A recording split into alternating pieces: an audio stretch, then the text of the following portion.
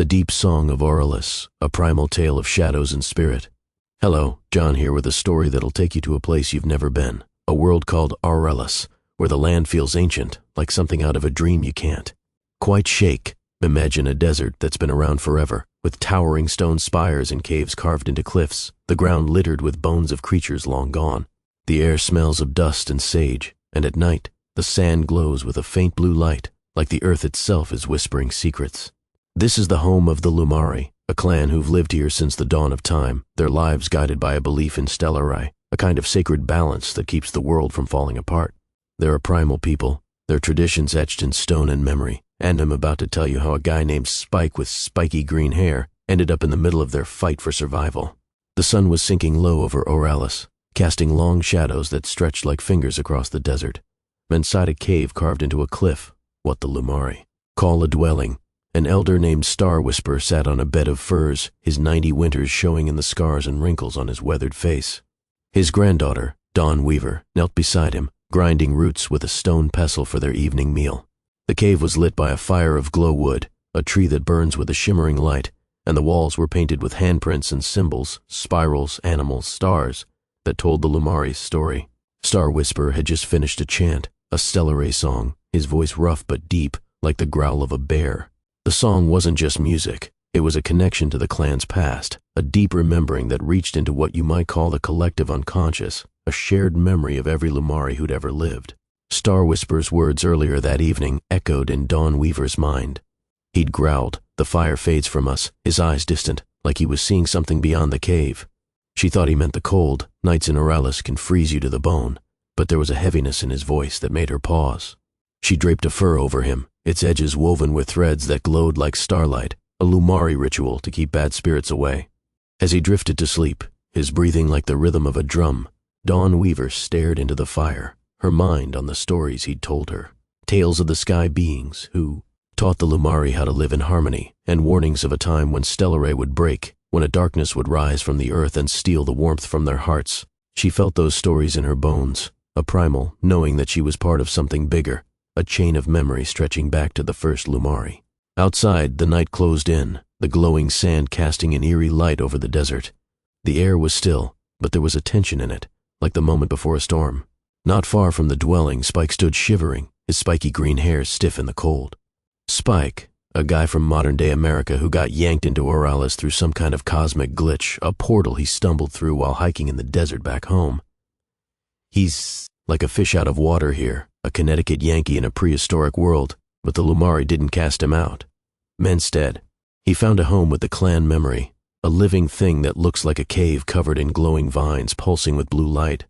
The clan memory isn't just a place, it's the heart of the Lumari's past, a collective mind that hums with the voices of their ancestors, a deep primal song that says we, tying every Lumari together across time. Metz. Jungian, you know, like the shared unconscious of the whole clan, a memory that goes back to the beginning. But tonight that hum was wrong, sharp and jagged, like a warning growl. He had a little translator in his ear, a gadget he'd rigged up to understand the Lumari, and the clanmemory.met caught Star Whisper's words, "The fire fades from us," and turned them into the clan memory's hum, but the message came through as danger is near. The clan memory's glow flickered, the hum turning into a primal roar, a chorus of ancestral voices screaming in fear. May looked east, where a purple glow lit up the horizon. That was Moonsinger, a Lumari shaman who danced to channel the desert's energy. Her glow usually meant she was keeping Stellarai in check, but tonight it felt like a warning, like she was waking something that should have stayed asleep. Inside the dwelling, Dawn Weaver felt it too. She stepped outside, her bare feet on the glowing sand, and looked at the stars. They seemed to tremble, and a low rumble shook the ground, like the earth itself was growling. She remembered Star Whisper's tales of the Umbrella Shade, a darkness born of broken Stellarai, a force that could freeze the land and the clan's spirit. Her heart pounded as she whispered the Stellarai song, her voice a soft plea for balance, but the rumble grew louder, and she knew she couldn't stay still. Something was coming, something that threatened everything her clan held sacred, and she had to protect Star Whisper, the keeper of their deep memory. I couldn't stand by either. The clan memory had saved me when first got here.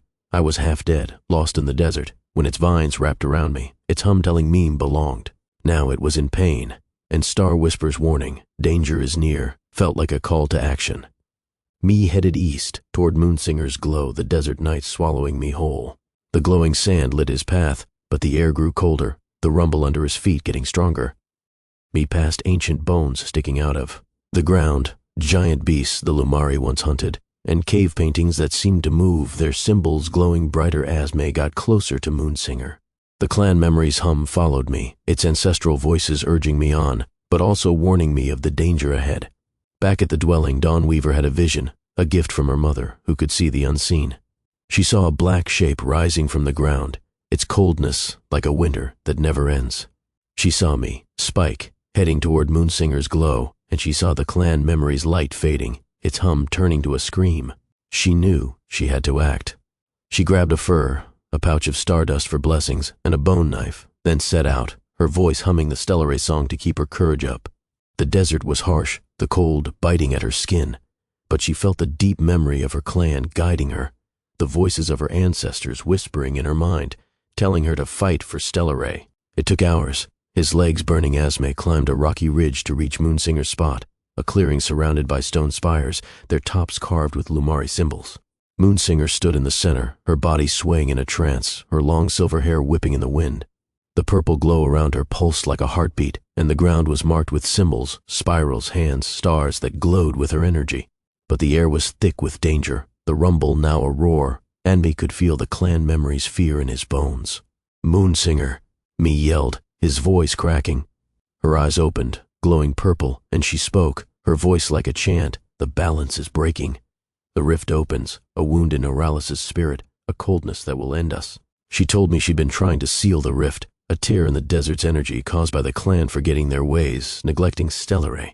But her dance had gone wrong, opening the rift wider, letting out the Umbrallis shade, a creature of chaos that fed on warmth and memory. The ground shook harder, cracks spreading like spider webs, and May could feel the cold seeping up, like the desert was dying. Just then, Dawn Weaver arrived, her eyes fierce with determination. She saw the symbols, and knew they were meant to call the sky beings, but Moonsinger's trance had twisted them, summoning the shade instead. Dawn Weaver scattered stardust on the symbols, singing the Stellare song with a voice that echoed the clan's deep memory, a primal call that reached back to the first Lumari.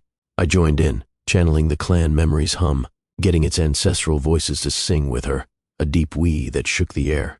Moonsinger added her chant, her energy aligning with ours, and the symbols glowed brighter, pushing back the cold. But the rift burst open, and the Umbrella shade rose, a massive black cloud, its edges like claws, its coldness hitting us like a wave. His teeth chattered, Dawn Weaver's song faltered, and Moonsinger's glow dimmed. The shade's scream was a sound from nightmares, a howl that drowned out the clan memory's hum, and May thought we were done for. But Dawn Weaver grabbed his hand, her grip like iron, and shouted, "Sing Spike! Sing for Stellare!" Poured everything into the clan memory's hum, feeling the ancestors' strength flow through me, their deep remembering of fire that burned away the cold.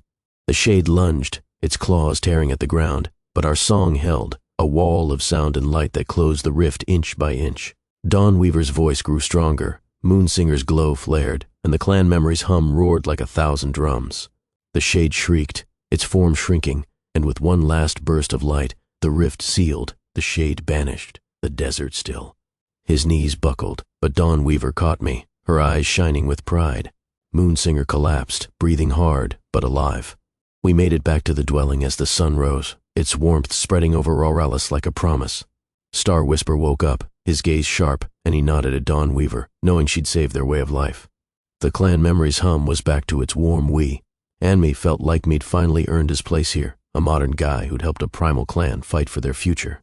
Oralis was whole again, its balance restored, a story of survival that'll keep you on the edge of your seat, a primal fairy tale where the past and present collide to beat back the dark.